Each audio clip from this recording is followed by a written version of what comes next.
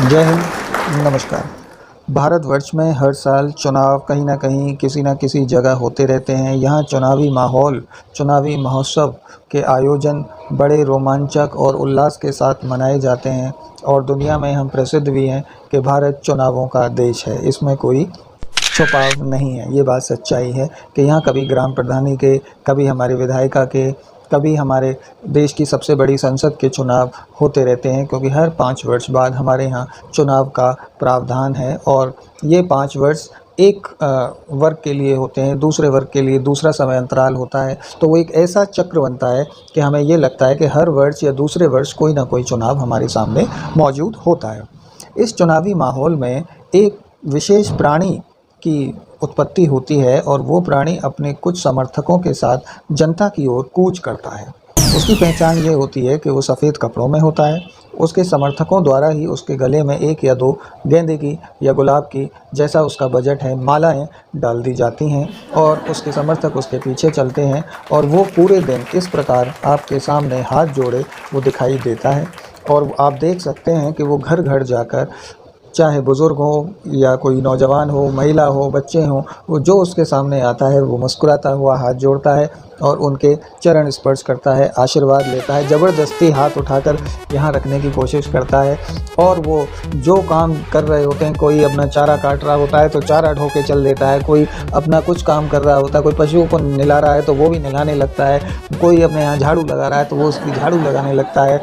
तो इस तरह के विभिन्न आडंबर उसके द्वारा उस समय किए जाते हैं।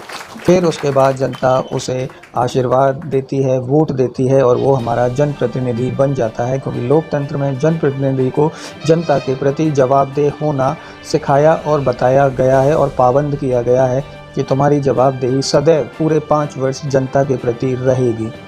लेकिन देखने में प्राय यह आता है कि कुछ अच्छे लोगों, कुछ अच्छे जनप्रतिनिधियों के अलावा अधिकांश लोग राजनीति के और हमारे संविधान के इस अधिकार का दुरुपयोग करते हुए देखे गए हैं।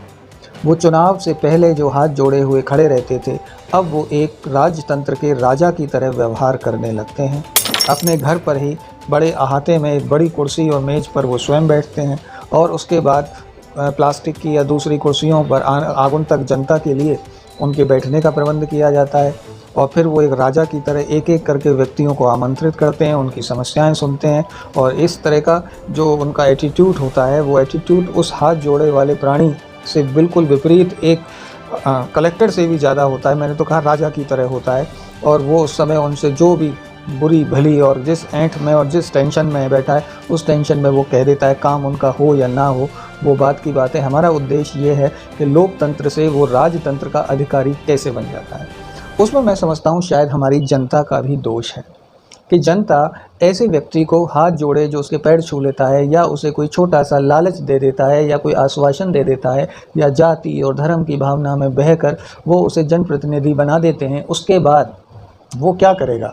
वो वही करता है जो उसने सोच रखा होता है और राजतंत्र का राजा बन जाता है। क्योंकि हम भी यही चाहते हैं कि वो जनप्रतिनिधि बनने के बाद हमारे घर आए तो 1 दर्जन गाड़ियाँ हों, 40-50 हथियार वाले हों, 50 लोग उसके समर्थक हों और फिर उसके लाव लश्कर के साथ वो हमारे यहाँ आए और फिर हम उसकी आओ भगत एक राजा की तरह पुष्प वर्षा करें, माला करें, उसकी चाय पानी, खान पान, मालाओं से स्वागत, इन सब का हम प्रबंध करें, तो हम ही उसे राजतंत्र का राजा बना देते हैं। और वो भी ऐसा नीच होता है कि वो इस राजतंत्र के राजा के आवरण को दिन प्रतिदिन अपने दिमाग में, मन में धारण कर करके वो वास्तव में एक राजा ही बन जाता है।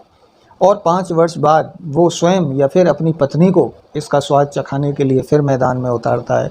फिर उससे भी उसका पेट नहीं भरता है तो वो अपने बच्चों के लिए तैयारी करता है और कभी कभी ऐसी स्थिति आती है कि वह सीट जिससे वो लड़ रहा होता है आरक्षित हो जाती है, तो वहाँ वो कोशिश करता है कि उसके घर का नौकर जो बाहर उसकी सफाई व्यवस्था देख रहा है या पशुओं की देखभाल कर रहा है वो उसको चुनाव लड़वा देता है। क्योंकि वो ये जानता है कि एक बार हाथ जोड़ना है, एक बार लालच उनको देना है, उसके बाद तो राजा ही बनना है। और जहाँ राजा बनना है वहाँ लक्ष्मी जी की आशीर्वाद और तमाम सारी सुविधाएं, बत्ती, ग्लैमर और सुरक्षा और सारे प्रबंध उस जनप्रतिनिधि को भत्ते के रूप में मिलते हैं, तो वो अपने आप को राजा क्यों ना समझे। तो इसमें कमी हमारी है कि हम जो हमारा अधिकार है हम उसका प्रयोग नहीं करते, और हम वोट देने के बाद पूरे कार्यकाल हम सिर्फ कोसते रहते हैं राजनीतिक व्यवस्था को और उस व्यक्ति को कि चुनाव से पहले तो ऐसो हो, फिर वाके बाद वैसो है वो, ये तो या कि भाव बढ़ गए, जो यूँ है वो। अरे भैया, उसको हमने ही बनाया है, उसे हम ही ने बनाया है कि तू इस तरीके का बन, क्योंकि हम भी किसी साधारण साइकिल पे आने वाले सादा कपड़ों में बैठे व्यक्ति को नेता या जनप्रतिनिधि मानते ही नहीं है।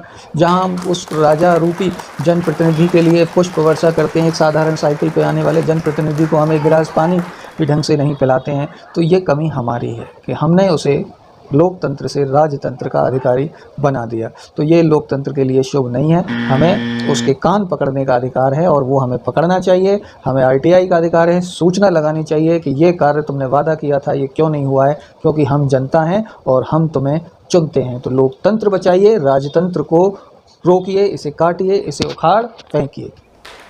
जय हिंद, जय भारत। आज की वीडियो साथियों कैसी लगी कि हम लोकतंत्र में जी रहे हैं लेकिन राजतंत्र का बर्डन ढो रहे हैं, तो ये व्यवस्था रुकनी चाहिए। शायद वीडियो आपको अच्छी लगी होगी और आपका कोई सुझाव हमारे लिए हो तो प्लीज़ कमेंट बॉक्स में आप हमें दीजिए। हमें आपके सुझावों का इंतज़ार होगा और हमारे चैनल रंजन राणा जुलू को सब्सक्राइब करना न भूलिएगा। Thank you. जय हिंद, नमस्कार।